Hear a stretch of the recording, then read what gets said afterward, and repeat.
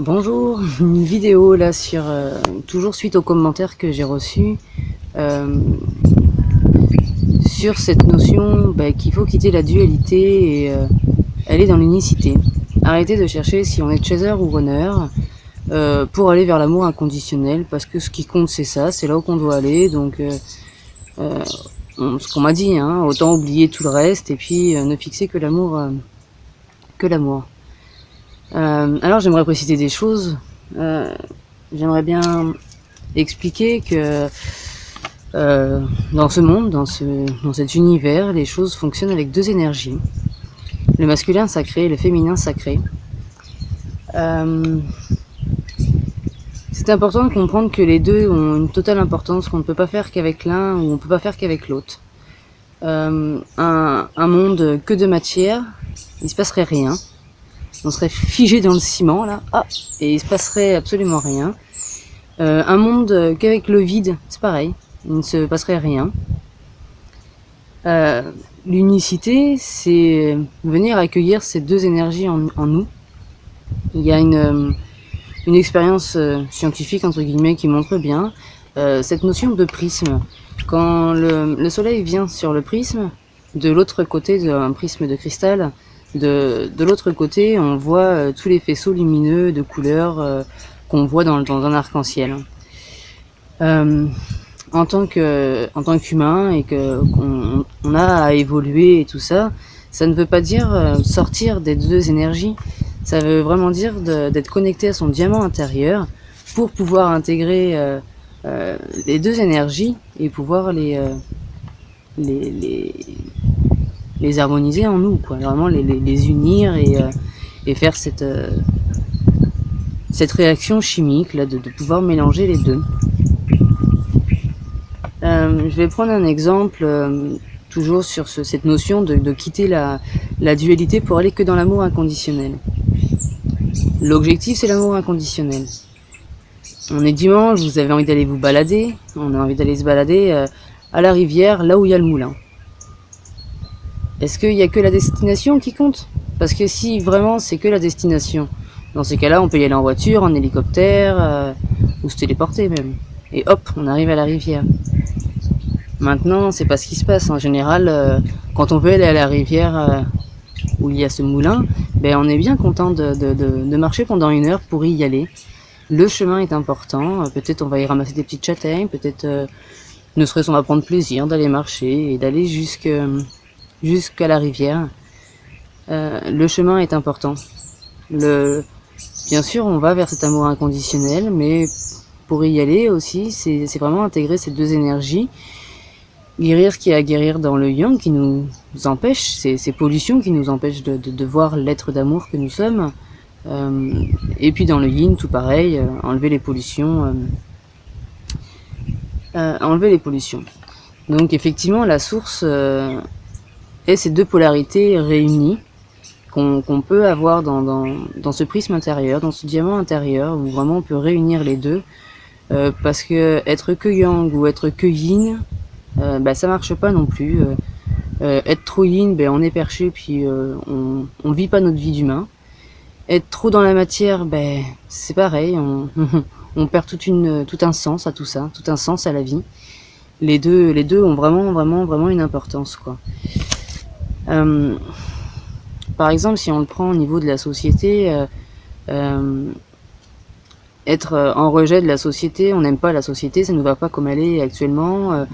Ça peut donner d'être totalement en rejet, de vivre totalement hors société, hors marge, là, quoi, carrément, voilà, loin de tout ça. Ou alors créer un combat contre la société, râler, critiquer à longueur de temps que la société nous va pas. Ou il y a la voix divine qui dit ok, ce monde fonctionne comme ça. Je vais goûter qui je suis moi et qu'est-ce que je peux faire pour évoluer dans cet environnement. Bien sûr, il y a des choses qui fonctionnent d'une certaine façon qui ne me correspondent pas, donc ces choses-là, je vais simplement pas les faire. Au mieux, hein, parce qu'il y a des choses, il y a des choses qu'on nous demande de faire, mais il y a un équilibre du coup à avoir entre totalement rejeter la société ou totalement plonger dedans et et être dans ce centre-là où on va pouvoir, voilà, avec notre pendule intérieure, savoir qu'est-ce qui est ok pour nous, qu'est-ce qui n'est pas ok pour nous. Et voilà, j'ai beaucoup rejeté de choses, dont l'autorité. L'autorité, c'est quelque chose que j'ai beaucoup rejeté, ce qui fait que j'ai énormément rejeté mon yang, et que quand je l'exprimais, forcément, c'était totalement dysfonctionnel. Je prenais trop de pouvoir sur l'autre. Puis ce rejet, je l'ai eu, cette dualité, je l'ai vécu toujours, parce que je suis née avec non, c'est pas mon monde, c'est pas mon monde, c'est pas mon monde, je suis pas chez moi, je suis pas chez moi. Oui, mais j'étais là, j'étais ici, et du coup, cette dualité, on l'a toujours plus ou moins vécue. Là, l'unicité pour moi, c'est vraiment de réunir les deux pôles, les deux polarités des choses. C'est de pouvoir intégrer son esprit, la sagesse de son esprit et l'émanation de son âme, par exemple. Un autre exemple, pleurer. Pleurer, on peut pas dire que c'est mal. On peut pas dire non plus que c'est bien, mais on peut pas dire que c'est mal. Pleurer, c'est pareil, ça a deux facettes. On peut pleurer, alors ce que moi j'ai expérimenté, hein, j'ai pleuré pour m'enfoncer, vraiment pour m'enfoncer, et il y a des fois où j'ai vraiment pleuré pour me libérer, par amour pour moi, pour détendre et libérer ce que j'avais à libérer. La guérison, c'est pareil. Il y a des fois, on peut pas dire lâchez vos souffrances et allez directement dans l'amour inconditionnel, parce qu'il y a des fois où c'est vraiment important de plonger dans sa souffrance, de vraiment la vivre pour pouvoir la libérer, pour pouvoir après aller dans la lumière. On peut pas conseiller à quelqu'un de pas y aller ou d'y aller, à part si on vient goûter ce qui est juste pour lui, si on vient goûter que l'énergie, sans nos conceptions, et parce que on peut pas de toute façon aller dans l'amour inconditionnel tant qu'on n'a pas transcendé nos blessures. Et à un moment donné, pour transcender ces blessures, il y a des fois en tout cas où effectivement c'est important d'y aller, d'aller dans cette souffrance, d'aller dans ces blessures-là, d'aller les écrire, d'aller les libérer de plein de façons, d'aller les regarder par moments. Après, quand je suis sortie du stress post-traumatique et que j'ai commencé à travailler sur moi, il y a eu un moment où j'ai eu deux actions simultanées à faire. D'une part, c'était lâcher mes souffrances, lâcher mon passé, je vais plus en parler pour me faire mal. Et ce geste-là, alors je sais pas pourquoi, mais l'humain, c'est très très difficile de lâcher les souffrances. C'est éprouvant, mais pour pouvoir aller dans la vie, c'est stop aux souffrances. Je lâche mes souffrances et oui à la vie, oui à la vie. Mais il y a toujours ces deux polarités, à ce que j'ai expérimenté moi, bien sûr. Voilà, j'ai un peu du coup fait le tour. J'espère avoir bien exprimé, parce que là, de dire faut pas aller dans nos blessures et il faut aller dans l'amour inconditionnel, c'est exprimer la dualité, mais la dualité dans un dysfonctionnement, dans un rejet d'une des deux polarités. À des fois, on a vraiment besoin d'aller dans nos souffrances, on a besoin de les regarder pour les libérer, et à des fois, effectivement, faut regarder ailleurs, parce qu'au bout d'un moment, on se charcute un petit peu trop et il n'y a plus besoin. Donc voilà, oui, bien sûr, je veux aller à la rivière, je veux aller vers l'amour inconditionnel, mais pour aller à cette rivière, il me faut le parcours, il me faut le chemin. Et le chemin a beaucoup plus d'importance. On a déjà entendu cette phrase qui dit que c'est le chemin qui compte. C'est pas la destination, c'est le chemin. Et moi, depuis toute petite, on me fait sentir ma destination, on me fait sentir que je vais vivre la paix, que je vais vivre l'amour et tout ça. Dans mon enfance, je vivais beaucoup de souffrance, beaucoup de peur dans ce que je vivais. Il y a eu tout un cheminement. Déjà, je n'aurais jamais pu ouvrir mon cœur avant d'avoir cheminé tout ce que j'ai cheminé, d'avoir guéri ce qu'il y avait à guérir, d'avoir libéré mes peurs. Donc, je suis toujours en cours, hein, tout ça c'est toujours en cours. Hein. De libérer les peurs, je sais pas, il y a eu plein de choses, quoi. Mais il y a l'amour, c'est ce que nous sommes, seulement entre ce que nous sommes tout à l'intérieur, tout au fond de nous, et puis toutes les protections qu'il y a autour. Ces protections, à un moment donné, il faut bien les regarder, puis accepter qu'elles soient là. Et le fait de dire on va dans l'amour inconditionnel et on lâche le reste, c'est pas juste. c'est pas juste parce que ça, on exprime réellement la dualité, mais dans la dualité, quoi. La dualité existe, ces deux énergies existent, elles ne sont pas mal, elles ne sont pas bien, elles sont juste comme ça, c'est juste comme ça que le monde fonctionne. Il y a ces deux énergies, l'énergie de la matière, l'énergie du vide. Sans le vide, on ne pourrait pas avoir cette matière, et sans la matière, on ne pourrait pas avoir ce vide. Quand, en tout cas, il n'y aurait aucune vie qui se passerait. Par exemple, on peut l'exprimer clairement dans l'humanité. On pourrait enlever tous les hommes. Alors moi, perso, ça me dérange pas si on enlève tous les hommes. Aimant les filles, on peut enlever tous les hommes. Seulement, à un moment donné, ça va pas se régénérer, il y aura pas la vie qui va se recréer encore et encore.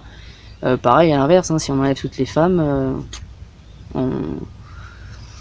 voilà, on ne peut pas, on ne pourra pas créer la vie. La vie, c'est vraiment à partir de ces deux énergies.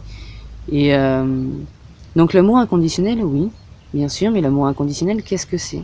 L'expression de l'amour inconditionnel, qu'est-ce que c'est? C'est vraiment ces deux énergies yang et yin qui viennent dans notre prisme pour du coup quand elles viennent dans notre prisme comme ça, on peut les exprimer dans l'énergie divine, dans l'énergie de l'harmonie. L'harmonie, c'est vraiment le yin et le yang qui se font l'amour, quoi, qui sont en fusion, il n'y a pas de fusion sans deux énergies différentes. C'est comme la chimie, quoi. En mélangeant deux substances différentes, il va y avoir une réaction. Ça va mousser, ça va exploser, ça va je sais pas quoi faire d'autre, se solidifier peut-être. Mais voilà, on a besoin de ces deux énergies-là pour qu'elles fusionnent. Tant qu'on ne veut regarder qu'une direction, finalement, finalement c'est pas si juste que ça. Si je veux aller à la rivière, je suis pas sûr que si j'y vais en hélicoptère, là, qu'on me dépose là en hélicoptère à la rivière, je suis pas sûr d'avoir de bien pouvoir savourer, quoi. Parce que le chemin compte aussi, quoi. Le chemin qui m'emmène à cette rivière, dans ces petits bois et tout ça, c'est sympa, quoi. Voilà, je pense que j'ai tout dit. Voilà, c'est juste une petite parenthèse comme ça. Je viens alimenter encore mes suite aux commentaires là qui m'ont un peu secoué et chamboulé. Je n'ai pas envie de retourner dans la dualité, je n'ai pas envie de rejeter des choses parce que ça fait mal. Ça fait mal, ça me divise. Ça me divise. Je ne suis pas qu'une partie divine, je suis aussi un être humain. J'ai mes quatre consciences. Et tout ça, on a besoin de tout ça, de chaque élément pour... c'est un peu comme une fleur. Donc il nous faut la petite graine pour faire pousser une fleur. Il nous faut la terre. Il nous faut l'oxygène, il nous faut l'eau, et il nous faut le soleil. La 5D. La 5D. Il y a la 5D, c'est ce qui vient fusionner, c'est tout ça là, la terre, l'eau, le soleil et l'oxygène. Les quatre ensemble, plus une petite graine, ce prisme intérieur que nous avons là, paf, ça donne une fleur. Mais si on enlève un des éléments, bien que maintenant, je sais pas comment que ça se passe en jardinage, des fois peut-être qu'il y en a qui arrivent à faire sans terre, j'en sais rien. Il y en a qui arrivent à le faire pousser sans eau, en tout cas sans en rajouter, mais il y a quand même de l'eau, il y a quand même la pluie qui vient de temps en temps arroser. Voilà, on a besoin de tout ça. Sans ça, il n'y a pas d'alchimie. Sans les deux énergies, il n'y aura pas d'alchimie. Sans la connexion entre votre âme, votre esprit et votre corps humain, il n'y aura pas de chimie, il n'y aura pas d'alchimie qui se fera, il n'y aura pas d'harmonie qui pourra se créer si on enlève une des parts. Donc oui, la destination est importante, bien sûr, mais c'est pas ça qui va nous apporter réellement, quoi. Le chemin a aussi toute son importance et voilà. Donc bien sûr, on peut regarder qu'on veut aller dans la guérison, qu'on veut aller à cette paix. Mais il y a des fois où vraiment, moi je l'ai vu, si j'étais jamais descendu dans mes souffrances, vu que j'ai bloqué toutes mes émotions enfant, si je n'étais pas descendu dans ces souffrances, je ne serais pas guéri de tout ça. Ça ne se serait pas fait, Voilà, donc c'est important de comprendre que la non-dualité, ou en tout cas l'unicité, c'est vraiment la réunion de des énergies. C'est vraiment voilà, un homme et une femme qui font l'amour dans la pureté et qui donnent, qui créent la vie à ce moment-là. Et on peut pas créer la vie sans ces deux énergies-là. Voilà, je vous remercie beaucoup et j'espère que ça vous a apporté quelque chose et que... Parce que moi ça m'a vraiment chamboulé là qu'on me dise arrête de chercher dans ta dualité et va dans l'unicité. Mais je vais dans l'unicité parce que ce qui m'apporte moi, c'est de réunir... J'ai travaillé mes blessures de ma personnalité yang et je suis en train de guérir mes blessures de mon essence yin. Et voilà, et sans ça, ça peut pas se faire. Donc là, mes vidéos me permettent d'aller me connecter à mon essence yin, d'aller connecter à mes blessures cachées dans mon inconscient. Dans les blessures, on va avoir besoin de ce féminin pour accueillir, pour s'accueillir soi-même, pour se câliner, pour cet amour-là. Mais on va aussi avoir besoin de l'action, qui va être yang. Je prends rendez-vous chez un spécialiste, avec un thérapeute, j'écris et je libère mes émotions, je crie parce que je libère une émotion aussi. Il y a de l'action et l'accueil sont importantes, on ne peut pas... je sais pas ce qui se serait passé si je n'avais fait que l'accueil en fait. Je me suis accueillie dans ma guérison après le stress post-traumatique parce que voilà, je suis vraiment très très faible et je me fais beaucoup de câlins à ce moment-là. Mais ce que l'invisible m'a appris à ce moment-là, c'est vraiment mes petites actions, mes petits meilleurs, qui ont toute une importance aussi, mais qui n'ont pas une unique importance, parce que voilà, il y a vraiment voilà, il y a vraiment plusieurs énergies à venir voilà, à venir prendre en nous. Voilà, je vous remercie et je suis toujours aussi contente de faire ces vidéos et de remettre un petit peu de clarté sur comment moi je perçois les choses en tout cas, et si ça parle à moi, ça parlera forcément à d'autres personnes, et ces vidéos là sont aussi là pour nous réunir quoi. Voilà, je vous remercie beaucoup.